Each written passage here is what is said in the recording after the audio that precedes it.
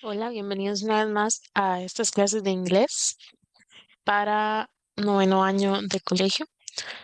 Hoy lo que vamos a ver va a ser el Present Perfect Continuous. Como pueden recordar, en el video pasado repasamos lo que fue el Present Perfect más el uso de ever con ese tiempo verbal. Hoy vamos a ver el Present Perfect Continuous. Vamos a ver cómo hacer oraciones con ese tiempo verbal, cómo utilizarlo, cuál es la diferencia entre el present perfect continuous y el present perfect y también en qué tipo de situaciones podemos usar este tiempo. Entonces, empecemos. Primero es importante saber que el present perfect continuous también se le conoce como present perfect progressive. Entonces, en cualquier momento que lo vean así con ese nombre, sepan que es exactamente lo mismo. Continuous o progressive es el mismo tiempo verbal. Entonces, present perfect continuous. What is this? This is used when we want to describe an action or an experience that happened in the past or started in the past but continues to happen in the present. Let's see some examples. I have been waiting for you. Bill has been working all day. We have been calling you. Rex has been chasing squirrels. So in the first sentence, we can see, I have been waiting for you. So this person has been waiting for a while. They started waiting in the past, and now in the present, they are still waiting, right? So this is what we mean when we say that it's an action that started in the past and is still going right now. Let's see how we can build sentences with this tense. First, we have the affirmative form. And what we need to do is that we have our subject first, she, he, it, we, they, right? Then we have has or have, depending on the subject. Then we follow that by the verb being. And lastly, we add the present participle. The present participle is basically just the verb with ing, right? So it's just the root of the verb plus ing. Let's say the verb eat, for example. So we have eat, that's the root of the verb, and we add ing, and we have eating. Or for example, the word work. So work is the root of the verb. We add ing and we have working. Some examples of affirmative sentences with this tense could be she has been running. So we have she, that's the subject. We have the word has. We have the word been, and then we have the present participle. In this case, it is the verb run plus ing. So we have running. And then we have he has been eating. Same thing, subject, he has, the word been, and then present participle of eat is eating. Then we have sentences in the negative form. This is very similar to the affirmative one. It's basically the same thing. The one thing we need to change or add is that we add the word not in between has or have and been. So it would be subject plus has or have plus not plus been plus the present participle. For example, she has not been writing. She is the subject, then has, then the word not, then the word been, and then the present participle of write. That would be writing. She has not been writing. Same thing with the next. We have not been cooking. It's the same as the affirmative one. We just add the word not. So that makes it negative. Then we have questions. For questions, what we do is we change some things a little bit, right? So instead of having the subject first, we put it in the second place and we have has or have first. So we just switch them up, right? They switch positions. So it would be has, have, then the subject, then the word being, and lastly, the present participle. For example, have you been studying, right? The normal sentence or the affirmative sentence of this would have been, you have been studying. But to ask a question, we change the first two and it makes, have you been studying? And that's how we make questions. And then for negative question is basically the same thing as a question. We just add the word not in between the subject and the word been. So that is has, have, plus subject, plus not, plus been, plus the present participle. For example, have you not been studying, right? Has, have, subject is you, then the word not, then the word been, then the verb study. But because it's the past participle, we add ing, and that makes studying. Have you not been studying? Then we have some examples so that you can see this tense with more verbs. We have first the verb search. So it is affirmative, you have been searching. Negative, you have not been searching. Affirmative question, have you been searching? And negative question, have you not been searching? Then they have the word working out, right? That means exercising. And it would be, she has been working out. She has not been working out. Affirmative and negative. And then for the questions, we have, has she been working out? And has she not been working out? Right? Also affirmative and negative, but questions. Two more examples. The verb talk. We have been talking. We have not been talking. Have we been talking? And have we not been talking? And then the verb pay. He has been paying. He has not been paying. Has he been paying? And has he not been paying?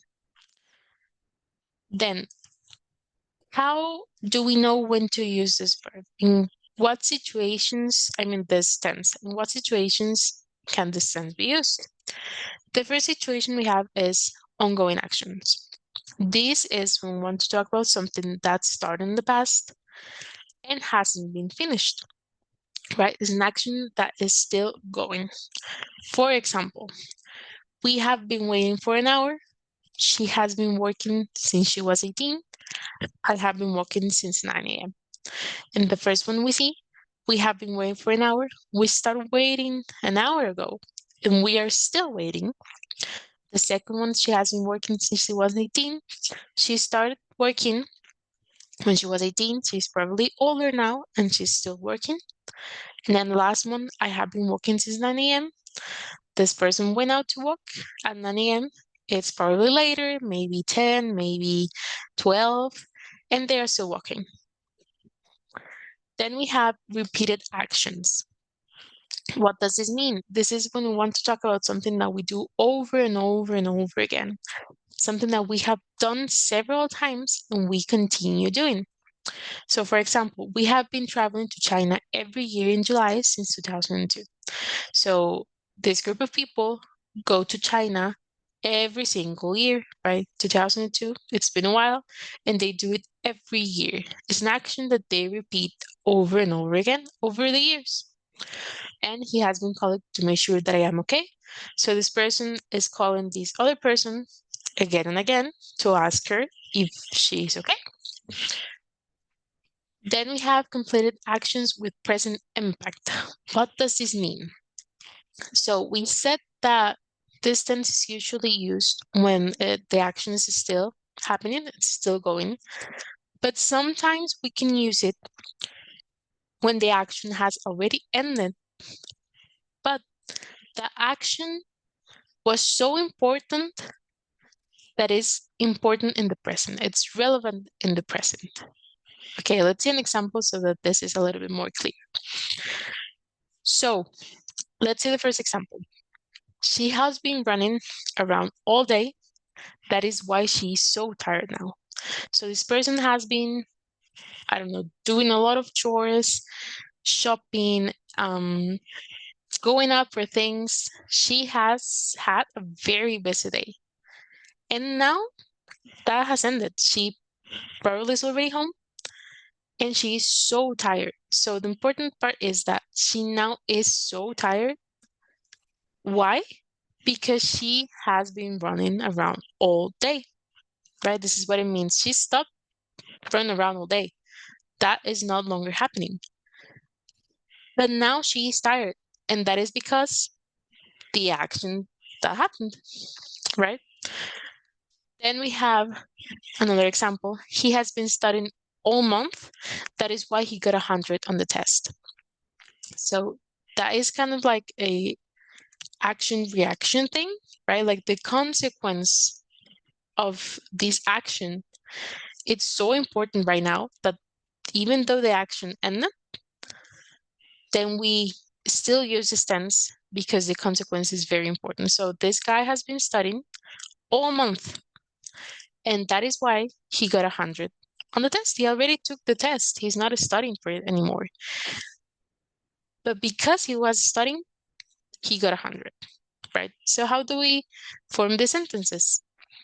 It's basically the same thing, but we need to add a clause. So a clause is just basically another sentence or like an extra information on the sentence so that everything is more clear. So it is subject plus has, have, plus been, plus the present participle, plus the clause. So for example, in this example that we were studying, he has been studying all month. So we have he, subject, has, have, there's the has, then the word been, then a study, but with ing, that's the present participle. And then the clause is, that is why he got 100 on the test, right? We add more information to the sentence. So this is how we use the present perfect progressive with completed actions, but that they have a very important impact in the present. Then something very important with this tense is that we cannot use this tense with every verb. There are a few verbs that we should not use with this tense because then our sentences would be grammatically incorrect. So what are these incompatible verbs and how do we know how to differentiate them from the ones that we can use? So we have to know that there are two different types of categories when we talk about verbs. We have the action verbs and we have the stative verbs. So the action verbs are verbs that talk about action that the subject does, as the name suggests, of course. And they're always related to an action, something that happens, something that is happening, something that's going on, active, right? And these verbs can be used with any tense. It doesn't matter the tense that we're using, these verbs are okay to use. For example, some action verbs, we have run, we have work, we have talk, sleep, walk. All of these verbs are action verbs, right? They are an action. And then we have the stative verbs. And these verbs are more used to describe a state or talk about emotions or feelings. This is the important key. This is more about emotions or feelings usually. What are some of the most common verbs like this? We have be, hate, like, love, own, need, want, believe, and remember. There are more stative verbs, but these are the ones that usually we use more or are more common to see. So as we can see, most of them like believe, hate, like, love are related to emotions. You might hear these verbs used with this tense, but the thing is that they are not technically grammatically correct. So with this verse, how do we make sentences with these verbs then? In this case, we will need to use the present perfect tense, which is the one that we studied in the last video. Here are some examples. Instead of saying, I have been owning my car since 1999, right? That is the present progressive tense. That is incorrect, however. We have to say, I have owned my car since 1999. Instead of saying, I have been hating broccoli since I was a kid, we have to say, I have hated broccoli since I was a kid.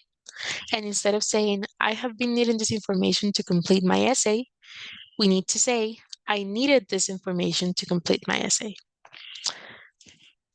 Then, as you can see, well, we see that they are very similar, the present perfect and the present perfect continuous. They are used for similar situations, so how do we know which one is the correct one to use? We can say that the present perfect focuses more on the result of that action.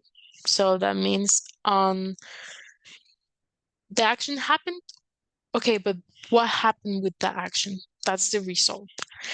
And then the present perfect continuous focuses more on the action itself. The action is what is the most important part. So, for example, we have she has read the book. The result of her reading is that she has already know the book. She knows what it says. She knows the story. That is the important part. And then the other one, she has been reading the book. The action that she is reading that book is what it's important in this case. Then lastly, we have something that is very common to see with this tense, and that is the words for and since. They help us specify the time that the actions are setting. So let's see some examples, but first we're going to see how we use for and since. So for indicates a period of time. So we can use, say, for example, 10 minutes, a year, 4 ages, forever, for a century, for 3 days. Things like this, minutes, years, and days are the most common ones, and we use for. We cannot use since. With since on the other side, that indicates at some point in the past. So we use the year, when we're using the year, an exact year, we use since. When we use a month, so for example, October, when we use day of the week, so Monday, Sunday, Friday, Wednesday, when we use a season or a holiday like Christmas, when we use the exact hour of something, so 7 a.m., 8 a.m., or for some places for something that happened in the past, so since I was born, since I got married, since I graduated, things like that are used when since. So here are some examples. We have been dating for 5 years, right? As you can see, it specifies the amount of time, a year, 2 years, 5 years. We use 4. Emily has been studying law for 2 years. And then we have since. I have been waiting for you since 1 p.m. We're specifying the time, so it's since. And he has been living here since February. We're using the month, we use since. When we ask questions with for and with since, we need to change things up a little bit in the sentence. So we usually use the words how long and when. So let's see the formula. We have since and for in the beginning, plus when or how long. Usually when we use since, we use when, and when we use for, we use how long. Then you have plus has or have, plus subject, plus mean, plus the present participle. The last part, as you can see, from has forward is the same as normal questions. The only thing that we add is at the very beginning, we add the since of the for or the when and how long. An example would be, since when have you been dating, right? Have you been dating is the same thing as a normal question. We add since when. What does this do? This asks this person specifically when did this started happening? And then the second question is, for how long have you been waiting? Again, this asks specifically when did this action started? We add the for, we add the how long, and then have you been is a sentence that we already studied. Y eso sería todo por la clase de hoy. De nuevo, espero que les haya quedado un poco más claro. Muchas gracias por ver esta clase y nos vemos para la próxima. Hasta luego.